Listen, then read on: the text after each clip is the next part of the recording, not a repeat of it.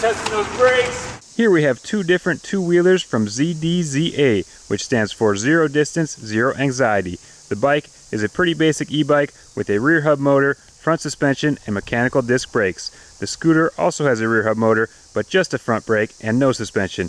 In this video, we are going to ride them both and decide which one we like more.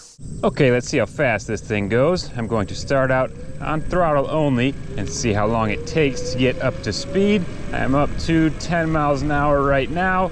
It does feel a little slower than some of the other bikes that I've tested, but that is to be expected. I'm up to 15 and still climbing, although a little slowly. Slight downhill here actually helps out a bit. I'm up to 18. I think I should be able to hit pretty close to 20 before it cuts off the power. It has not done that yet. There is 19 and climbing slowly still. 19.5 kind of feels like all I'm going to get out of it, unless down this slight hill lets me go just a little bit faster. Maybe if I tuck for speed, yep, there is 20.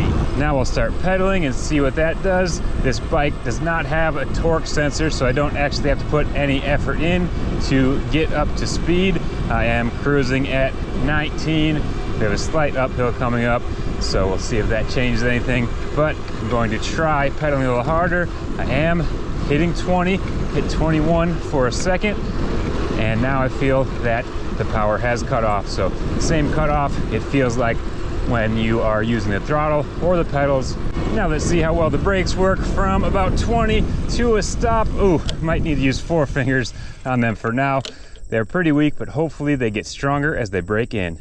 Now I want to see what the speed on the bike says compared to the GPS on my phone, and it looks like it is pretty close, within a mile an hour or so. So it's good to know they aren't trying to lie to you and say the bike is going a whole lot faster than it actually is. Some of my initial impressions with this bike are that it feels a bit small, but also kind of long. I'm pretty stretched out for the size of it, and the seat post is not quite long enough for me at 6 feet tall. So that could lead to knee pain since my legs are not extending as much as I would like them to. But since there isn't a torque sensor, I don't have to put that much effort in, or I could use the throttle, but that is definitely something to keep in mind if you are a taller rider.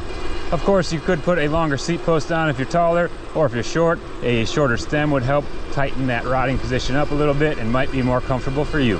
Okay, let's see how fast this thing goes. You do have to start by kicking off to get the motor to engage.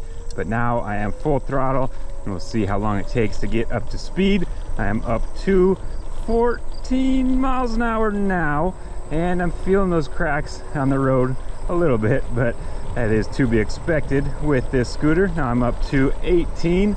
I think it should cut off around 20, so hopefully I'll get a little more speed out of it, but it actually slowed down. Maybe a slight down in the road will help hit that top speed. But it is getting me up to about 18 now, and that's about it. See how well the brake works. Not very well. It also pulled all the way into the bars, so some adjustment might be needed, and hopefully it breaks in and gets stronger. There is an adjustment down here, so if I dial this in, it should engage before it hits the bars, which should give me a stronger brake. That feels a bit better as long as it's not rubbing, but it is, so I can't go quite that far or it will slow me down. See that? So I'll dial it back out until it's not rubbing and deal with whatever I get. That's better. I can hear a tiny bit of rubbing, but it's still spinning free. And now, not great, but hopefully that'll help me a little bit. Now I want to compare what the speed on the scooter says with the speed on my phone, and it looks pretty close, maybe 1 to 2 miles an hour difference. The scooter reads slightly higher, but it's probably close enough. It's Hannah's turn, and we are cruising on a multi-use path. This should be a perfect spot for both of these machines. Nice and smooth for now, easy, fun riding. She switched to the bike, so she will be able to test them back to back and see which one she likes more. She definitely has more time on a bike, but it might be fun to mix it up, especially where we're at right now. Now we're on the road, so she'll be able to feel some of those cracks and see which one is really the smoother ride. This road is pretty smooth, so she might not feel that suspension working too much. We might have to find some rougher sections. 3, 2, 1, go. All right, we found some slightly rougher terrain. There are a lot of cracks in this parking lot. Hannah is going to do a quick time trial, oval, and see which one is quicker, just using throttle on the bike, and the scooter is next.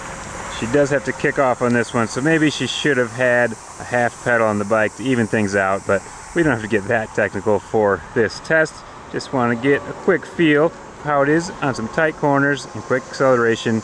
Now it's my turn, and while I'm doing this, Hannah is going to tell you what she thinks about the scooter and the bike. Alright, so with the scooter, I prefer 2 brakes than 1 brake, but I do think scooters are pretty fun for the most part. 3, 2, 1, go. The bike brings me back to my very first mountain bike that I ever had, because I had 26-inch wheels. It's a little strange being on a bike that's small, but it is smooth enough for me to, again, to get to point A to point B, just like the scooter. If you could only pick one, which one would it be? I picked the bike because I would use it more, and I am more familiar with bikes. Fair enough. My turn to figure it out. Now it's time for the hill climb test. I'm going to see how high I can get up this bank on both of these. I know neither one will make it, but hopefully one will make it further than the other.